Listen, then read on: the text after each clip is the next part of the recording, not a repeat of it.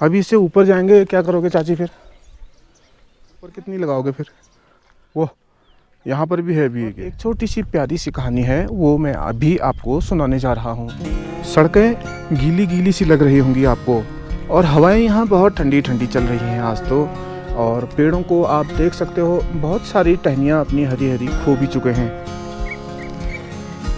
और इन टहनियों के टूटने की वजह यह है कि पिछली 9 और 10 तारीख को बादलों ने जैसा कोहराम यहाँ पर मिल करके मचाया है, आपको क्या ही बताऊँ। दोपहर तक ही घुमड़ घुमड़ कर सारे काले काले बादल यहाँ इकट्ठा हो जा रहे थे, और हम लोग तो इंतज़ार कर रहे थे कि अच्छी बारिश होगी, लेकिन यहाँ पर बारिश थोड़ा थोड़ा और रुक रुक करके ही हुई, और अच्छी बारिश नहीं हुई। हे गाइस, वेलकम उत्तराखंड के शांत और सुकून भरे इन पहाड़ों से आप सभी का बहुत बहुत बहुत बहुत स्वागत। आज है 11 तारीख, सुबह के बजे हुए हैं 9:30, और नहीं लगता है कि आज बारिश होगी, लेकिन कल नंदप्रयाग में बादल फट गया। उन लोगों ने बारिश मांगी थी, बादल का फटना नहीं। लगता है अब नेचर भी हमें 2 गुना देने की तैयारी में है। आप बादलों की इच्छा कीजिए और आपको बादल फाड़ के मिल जाएगा। तो अगर गर्मियां हो तो आग लगने की डर, फिर जंगल धू धू करके जलने लग जाता है। और अगर बरसात हो तो ऐसी बरसात हो रही है कि एकदम बादल ही फट के ज़मीन पर आ जा रहे हैं। नए नए पत्तों के आने का मौसम है, लेकिन जैसे ही ये बाँझ पर नई नई पत्तियां आती हैं तो इस तरह का कुछ पाउडर सा इस पर लगा रहता है, जिसे अगर जानवरों को खिलाया जाए तो उनके बीमार होने का डर भी बना रहता है। तो बारिश के बाद ये धुल जाती हैं, लेकिन आप देख सकते हैं पत्तियों को कि ये बिल्कुल भी धुली हुई नज़र नहीं आ रही हैं। इसका मतलब यहाँ पर बारिश नहीं हुई है। चलो आपको एक बार नीचे ले जा करके अपने मोहल्ले का एक दृश्य दिखाता हूँ। और अगर आप यहाँ से सुबह सुबह देखते तो आपको यहाँ पर पूरा इन घाटियों में कोहरा दिखता। अभी जैसे जैसे समय बढ़ता गया वो कोहरा एकदम गायब होता गया।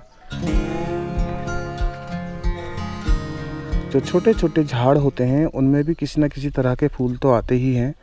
ये ऐसे दिख रहे हैं कुछ, और बहुत सारे यहाँ पर खिले हुए हैं। ये अगर इनको हिलाओ तेज़ी से तो कुछ गिर भी रहे हैं यहाँ पर।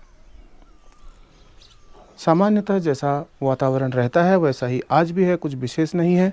सिर्फ इतना है कि जब धूप आ रही है तो तेज़ गर्मी का एहसास ज़रूर हो रहा है, और थोड़ा बहुत ही सही, लेकिन कसमें खाने के लिए ये जौ की बालियाँ यहाँ हमारे पास हो गई हैं। कोई समय था जब यहाँ से पूरे भाबर की तरफ को पहाड़ों से ये जौ का निर्यात किया जाता था। मैदानी इलाकों की तरफ हमारे पहाड़ से ही जौ जाता था। ये बहुत पुरानी बातें मैं आपको बता रहा हूँ। और ये लोग आराम कर रहे हैं। क्या हाल चाल हैं? ठीक है।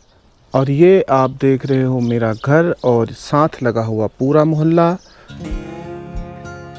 ये है जिरेनियम जो यहाँ पर लगा हुआ है, और आजकल इस पे भी फ्लावरिंग हुई है। बहुत सुंदर, बहुत बढ़िया।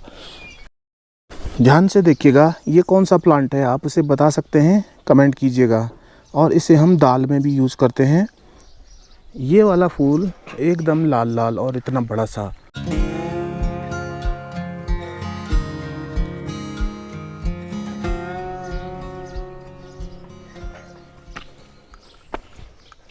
ये वाले गुलाब पूरे लाल कलर के हैं, एकदम डार्क रेड है ये। और इसकी बेल होते होते ऊपर पहुंच चुकी है, और उसके बाद सामने की तरफ भी झुक गए ये कुछ। कल जो ओले गिरे थे उसकी वजह से झुक चुके हैं शायद। ये वाली डाल यहाँ को हो रही है, इस पे कितने बढ़िया लग रही है ये वाले। अभी इससे ऊपर जाएंगे, क्या करोगे चाची फिर? हाँ, फिर कैसे करोगे इनको? ये तो और भी ऊपर जा रहा है। फिर ये यहाँ तक तो आपने लकड़ी लगाई है, कितनी लगाओगे फिर?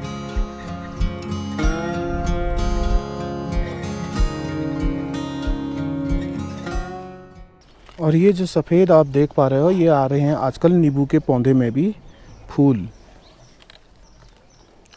ओहो, बहुत तेज़ कांटे हैं इसके। कांटे बड़े भयंकर, ऐसी चुभ रहे हैं ये।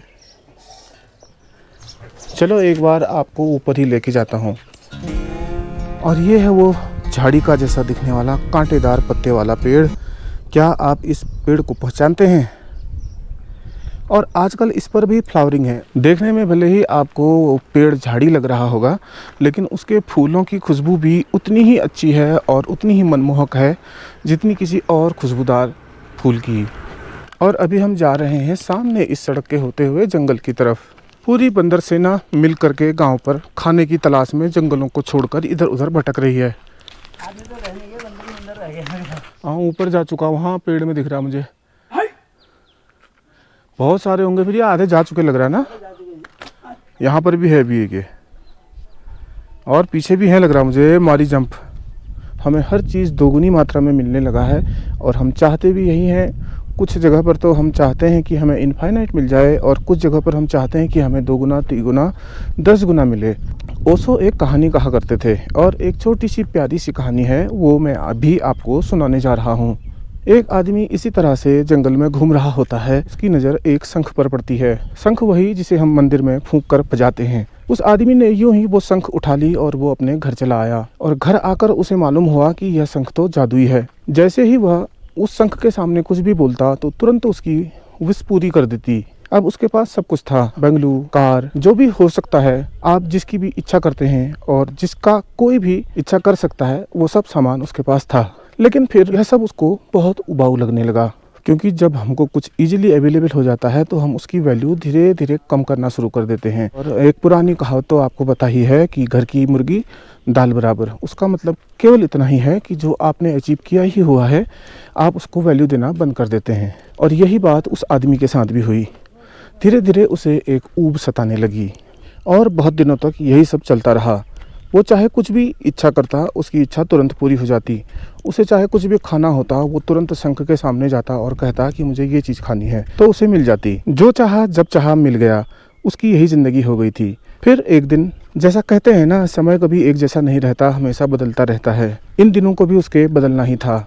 फिर एक दिन कोई साधु हाथ में चिमटा और कमंडल लिए हुए गाँव में आया और घूमते घूमते वो उस लड़के के घर के सामने जा पहुँचा जिसके पास वो करामाती शंख थी। लड़के की उदासी, ऊब भरी जिंदगी उसके चेहरे पर साफ साफ लिखी हुई थी। इसलिए साधु ने पूछा, सब ठीक तो है? तब जो उस आदमी ने उत्तर में कहा कि सब तो बढ़िया ही है और मुझे अभी सब कुछ जो मैं इस दुनिया में चाह सकता हूँ मुझे मिला हुआ है, लेकिन कुछ कमी है और मज़ा नहीं आ रहा है, कुछ अच्छा नहीं हो रहा है, कुछ ऐसा नहीं है कि जिसमें कुछ लगे कि कुछ हो रहा है, कुछ हो क्यों नहीं रहा है।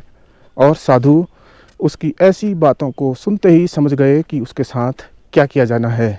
उन्होंने कहा, ऐसा इसलिए है क्योंकि जो तुम्हारे पास करामाती शंख है, ये तुम्हें उतना नहीं दे पाती जितना तुम्हें ज़रूरत है। मेरे पास एक दूसरा शंख है, आप इस शंख को रख लो और यह हमेशा ही 2 गुना देता है, क्योंकि जितना आपको मिल रहा है वह कम है। अगर आपको 2 गुना मिलेगा तो आप और अधिक खुश हो सकते हैं। एक उपाय ही मेरे पास आपके लिए है, अगर आप चाहें तो ऐसा कर सकते हैं। बस क्या था, अपनी ऊब से परेशान लड़के को यह एक सुनहरा मौका नजर आया और उसने तुरंत ही हाँ कर दी। शंख को बदल लिया। हमारे पास जो कुछ है, कभी कभी उसका छिनना जरूरी होता है कुछ नया मिलने के लिए। और हमारे पास जो है, अगर हम उसी से चिपके रहेंगे तो नया मिलने की हर संभावना बंद होती नजर आती है। कहानी को पूरा करेंगे, लेकिन यहाँ से वापस मुड़ते हैं। और ये रास्ते के किनारे का ही एक हरा हरा पेड़ है।